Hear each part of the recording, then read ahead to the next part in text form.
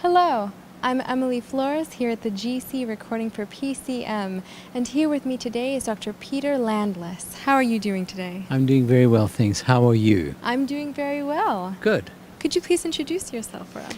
Well, I'm the Health Ministries Director for the Seventh-day Adventist World Church. I'm a physician by training, a cardiologist by specialty, and I'm also an ordained pastor. And I have some questions for you. Let's see if we have some answers. How can students from public campuses benefit from this health ministry? That's a very broad question, and it's a very good question. We all can benefit from health. Health is a commodity.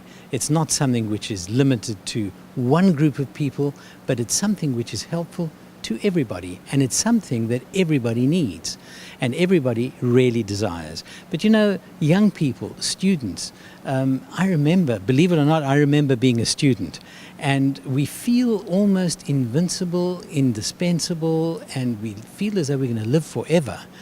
But on this earth, that's not going to be the case. So how do students benefit from health ministry, wellness, well-being? They benefit enormously because, you know, basically, in order to be a good student, it's best to have good health. How do you have good health? You follow good, healthful living principles. And I know, having studied many years, not because I was particularly slow, but because I did a lot of studying, that unless you are healthy and living a balanced life, you cannot get good grades. So, how can health ministry help people? It helps them by understanding, but students particularly need to learn that they need to sleep adequately, have good rest, 6-7 hours every night. Now you must say, how can we do that? There is so much work to do. You are so much more efficient when you sleep adequately each night. That's one point. Exercise, daily exercise. And the first question which comes to one's mind is, well, where will I find the time? Basically, what do you prefer? To be alive and exercise 1 hour out of 24 hours, or be dead 24 hours a day?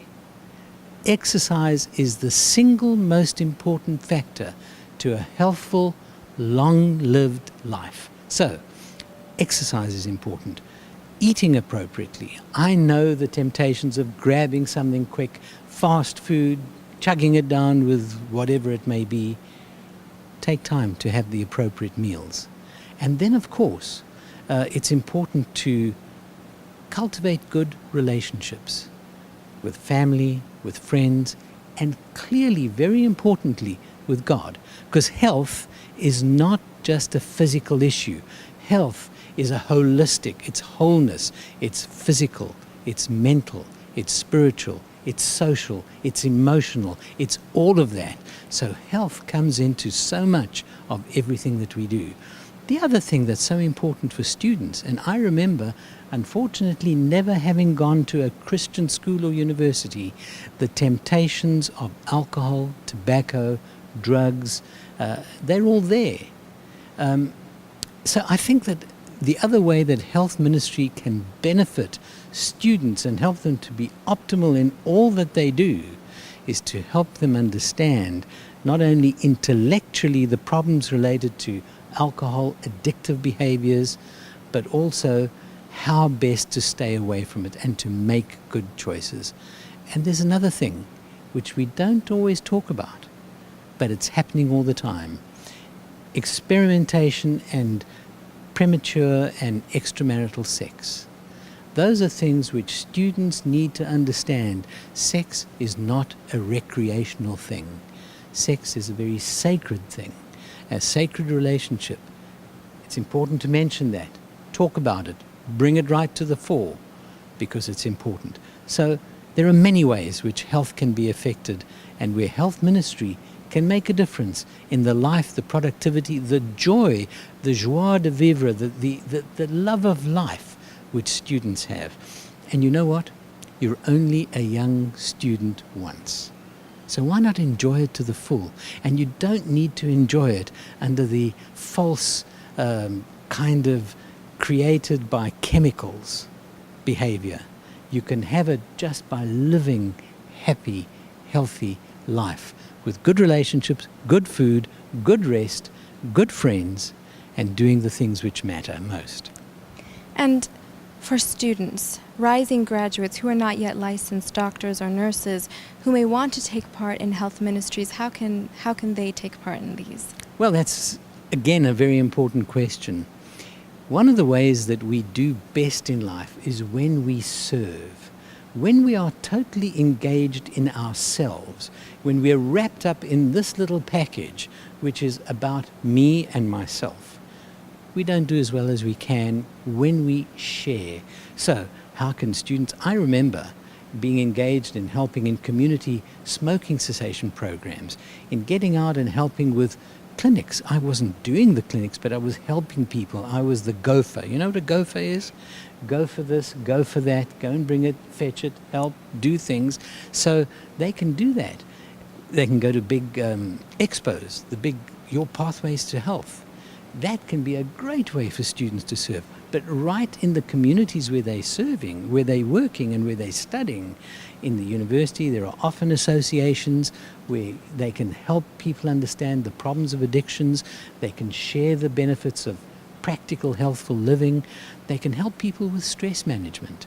So there are many, they can start walking clubs, running clubs, jogging. Yeah, I suppose students jog and run more. When you get to my age, you start a walking club. But they can do the running clubs, they can meet with friends, because accountability with one another is very important in staying fit and keeping well.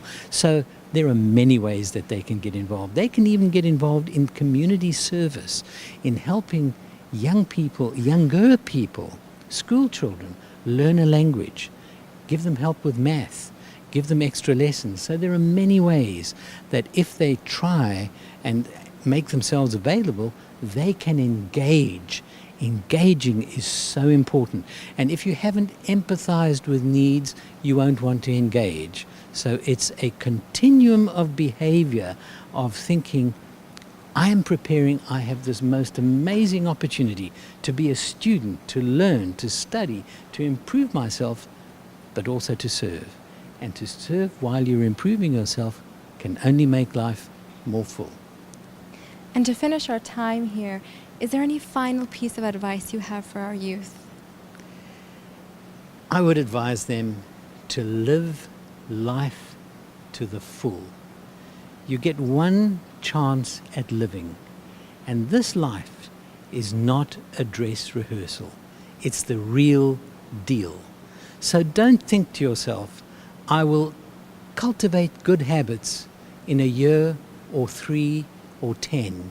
Let me get the doctorate. Let me get the master's. Let me get the job first. Let me pay for the car. Your health is something, your mental health, your physical health, your emotional health, your relational health is something to be cherished, to be guarded, to be looked after, and to be dedicated not only to yourself, but in the service of God, because that's why we have been given this most amazing privilege of life. So, the one piece of advice, live life to the full. That's what Jesus said. I am come that you might have life and have it to the full. And that's my advice. You don't get a second chance. Enjoy it and do it well. Thank you so much for being here. It's been my privilege. I love young people and pray that they will be benefited by what you're planning to do for them. Thank you. I'm Emily Flores reporting from GC for PCM.